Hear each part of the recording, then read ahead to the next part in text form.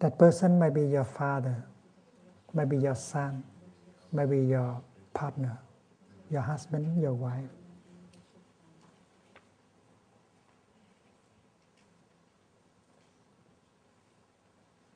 And this letter is for him or her to read. But you are writing that letter not with a pen only, but with your own heart, own wisdom, your own practice. I'm sure that if you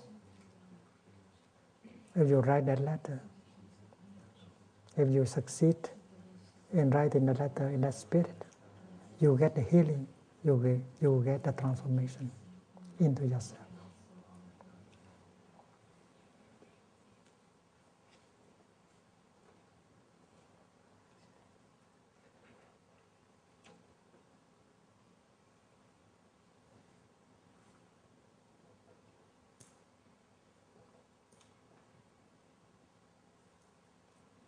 As a student of meditation, you know that sitting meditation is not the only way. A walking meditation is not the only way. There are many ways of doing meditation. Sitting at the foot of a plum tree and using a pencil and write down something, that is also meditation. Because you need mindfulness, concentration, and looking deeply.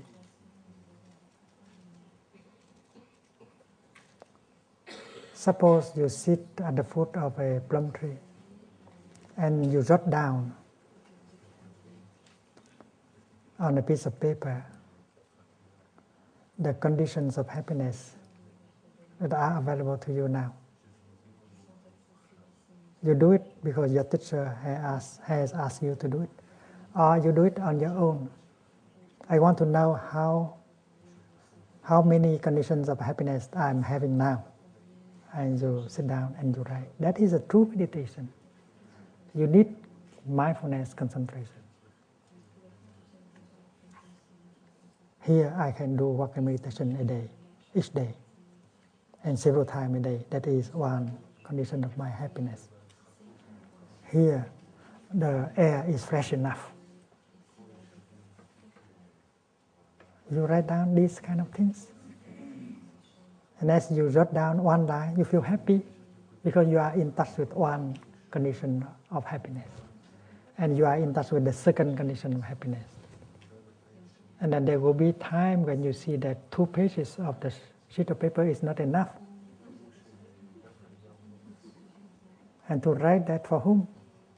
You will give it, the sheet of paper, to whom? You don't need to give it to anyone. Maybe you will need it. And every time you read it again, you see that you are a happy person because there are so many conditions of happiness that are available. And you need only to get in touch with them in order to be happy. You don't have to do anything else. The fact is that most of us trample on our happiness, on the conditions of our happiness and go. We think that we are not happy.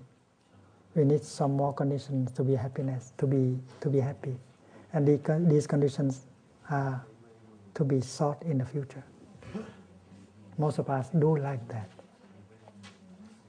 and the practice, the teaching here, is to urge us to come home to the here and the now, and realize that there are so many conditions of happiness that are already available, more than enough for you to be happy.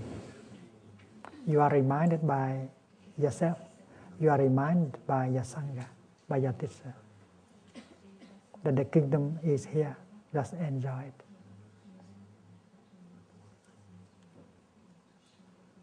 So writing that letter is also to touch love, to touch understanding that is in you. The kingdom of God is a place where there is love and understanding.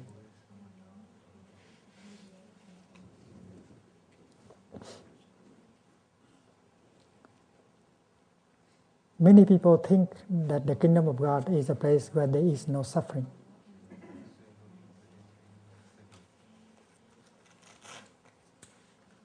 Most of people believe so, whether they are in Buddhism, or in Christianity, or in Islam. But to me, I would not like to go to a place where there is no suffering.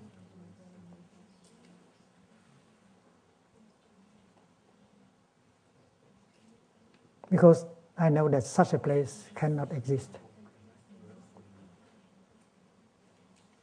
Because happiness without suffering is something impossible.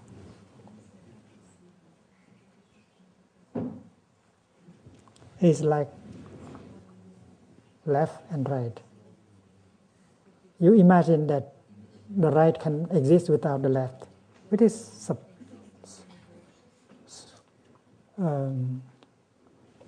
absurd. Without the left, there can be no right. Happiness and suffering, they inter-are. If one is not there, the other is not there either.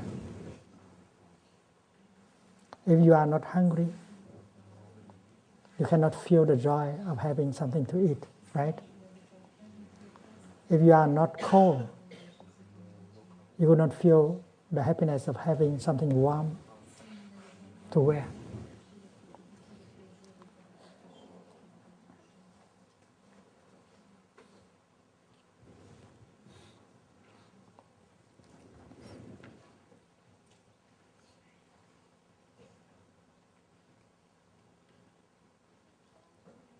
In Plum Village, we have a lotus ponds.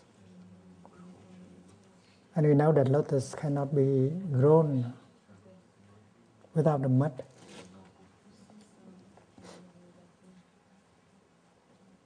The mud does not smell good like the lotus flowers.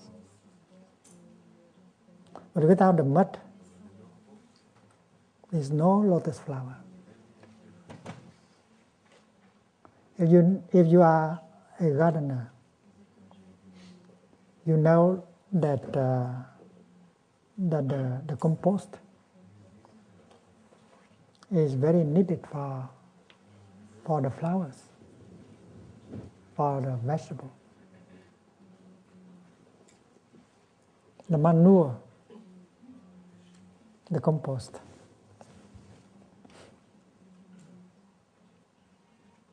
And when you look into a flower, you see the compost, you see the manure.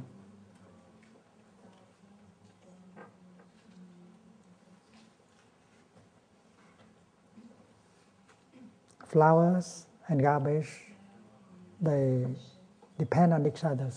They inter-are. A flower is to become a piece of garbage in 10 days. If you are a good meditator, and then you could see the compost in the flower now, the garbage in the flower now. If you are lazy, you don't meditate, you wait 10 days, and then the flower becomes garbage. But if you are a good meditator, you don't have to wait. You can see the garbage right now in the flower. And when you look into the heap of garbage as an organic gardener, you can see already the tomatoes, the lettuce. Because you know how to transform the garbage back into flowers.